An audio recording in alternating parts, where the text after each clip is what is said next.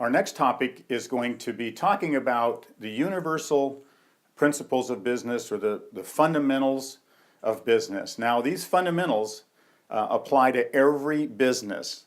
They apply to the street vendor who might just be selling fruit at the local market, or it could be a big corporation, and especially a small business. So the things about the fundamentals that need to be understood is, again, they're not departments per se.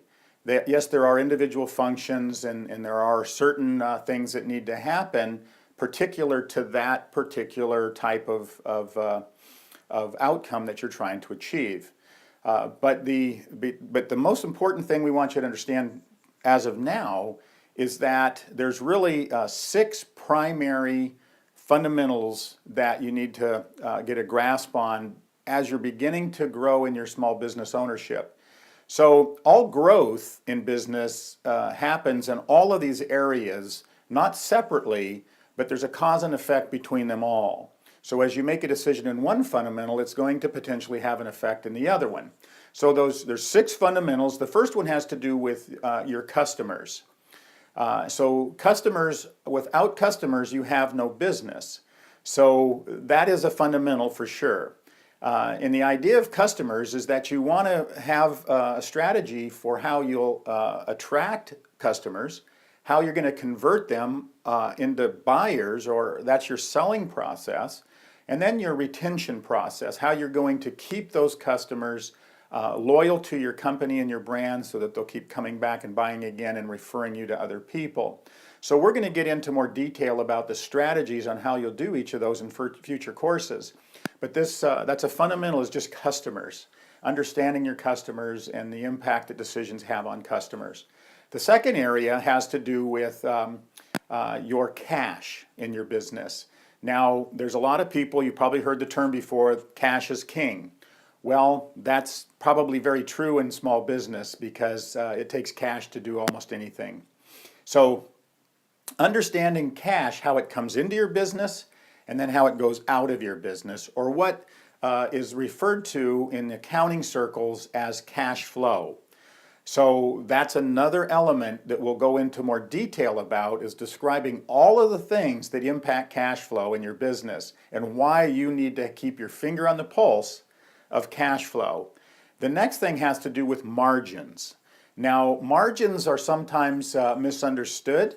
And again, when you look at setting up your small business, you want to make sure you understand your margins, because margins have to do, quite simply, with the difference between what you pay for something and what you're selling it for, what it costs you, and what revenue you're generating off of it. So there are margins throughout your whole accounting system, but there are 5 key areas that we're going to teach you in future courses of the numbers in your margins that you really need to have a handle on. Not just something you do for preparing taxes, but something you do with foresight. So as you're making a decision, you're going to know, how does this decision going to affect my margins? Because margins are everything in a small business, and you'll learn that through future courses. The next area has to do with cycles. Now, this might seem a little strange to you because that doesn't sound like a typical part of the organization as a cycle. But when you think about business, the things that affect cash flow of customers, revenue, and ultimately the bottom line have a lot to do with the different cycles in your business. And there are a number of them depending on the type of business you have. There are cycles that have to do with how long it takes from the time you begin a conversation with a customer and they actually make a buying decision and write you a check. The bigger the item, generally the longer the process is. So that cycle is something you have to understand and manage correctly. The other cycles that can affect you, just as an example, have to do with when you order inventory and how long it takes for you to receive your inventory if you have a product-based company. It'll take so long for you to get the stuff in. So you need to understand, when do I have to order it in order to have it? And that is a cycle. The other cycles in your business have to do with how often customers buy from you. So they might buy from you once a year if you're selling a service like tax preparation. They could buy from you once every 5 years if you're in the real estate business or in the roofing business. For instance, it could be a 15-year cycle. So you need to understand the cycles because that has to do a lot with how you predict income and how much activity you have to have and how you can predict when you will have gaps in activity and when you need to have a focus on other stuff. So those are things that you need to understand too, is the cycles in your business. The next has to do with assets. Now that's a term most people are familiar with on some level. But within our explanation, you need to understand assets as something that it can be converted into cash, something that can be leveraged to produce revenue for you, or it's a reflection of the value of your business at any given time. So that you need to understand what makes up the asset base and what things might be intangible things that you could consider an asset that wouldn't necessarily be something you would learn in an accounting class.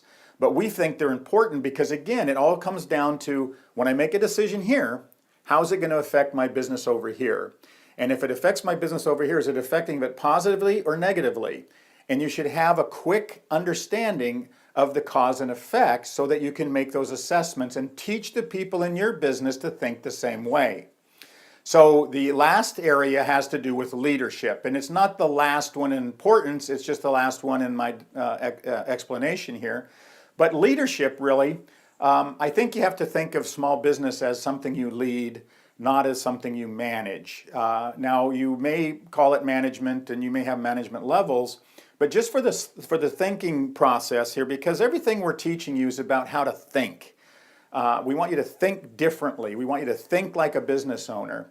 And when you think like a business owner, you're always thinking about the future. How do I make a decision now that's going to make my future better, that's going to improve the bottom line? So leadership is really about saying, I need to be the one that sets the course for where we're going to go and sets the priorities of what things we're trying to improve so that every other decision should be compared to that objective to say, does this decision I'm making now get us where we want to go? Is it going to lead to our long-term objectives and outcomes that we've decided that we want to achieve?